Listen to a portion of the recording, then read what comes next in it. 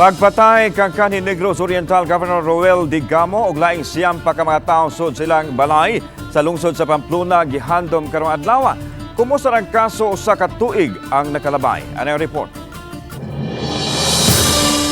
Pasado alas 9 ni atong Marso 4, 2023, dihang gisulong sa napo ka mga armadong tao ang panimay sa mga Digamo dito sa Pamplona, Negros Oriental.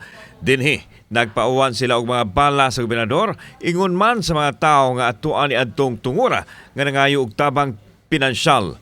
Patay sa insidente ang gobernador og siyam pa ka mga residente sa lain-laing barangay dito sa Negros Oriental.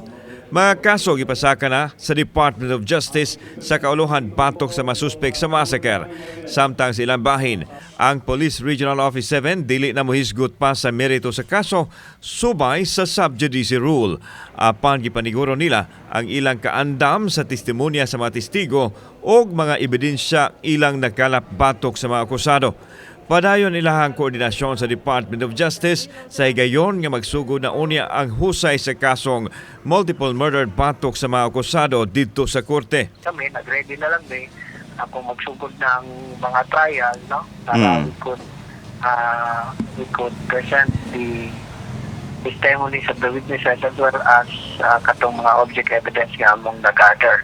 Giulagway sa tigmababa sa PRO7 Police Lieutenant Colonel Gerard A. Spilare nga malinawon ang kinatibuk ang Negros Oriental din wala sila'y nadawat nga ma-report mahitungod sa Digamo-related case incident.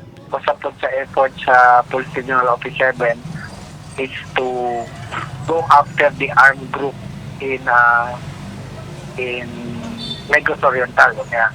We all know that we have gained momentum in arresting and utilizing those armed group members na usa. Sa pamahayag nga gipagawa sa Diocese of Dumaguete nga gipirmahan ni Bishop Jolito Cortez, nangumusta kini sa dagan sa investigasyon human molabay ang usa ka tuig sa linuog nga Pamplona Massacre. Midugang ang obispo nga nahibalik man tuod ang normal nga kalihukan sa lalawigan, ilabi na ang pagpangandam alang sa 2025 midterm elections. Apan hangtod karon ang mga kabanay sa biktima padayong nangita og nagbugtaw sa hustisya nga hangtod karon padayon pang gihikaw gikan kanila. Aduna man tuig nasangat nga mga kaso apan gipalanong sa obispo nga ang nahimo karon dili pa paigo aron kitambalan ang kauhaw sa lalawigan nga nangita sa tinuod nga hustisya. Kauban si Clover Lumayag, ako si Alan Domingo. Balitag, Bisdak.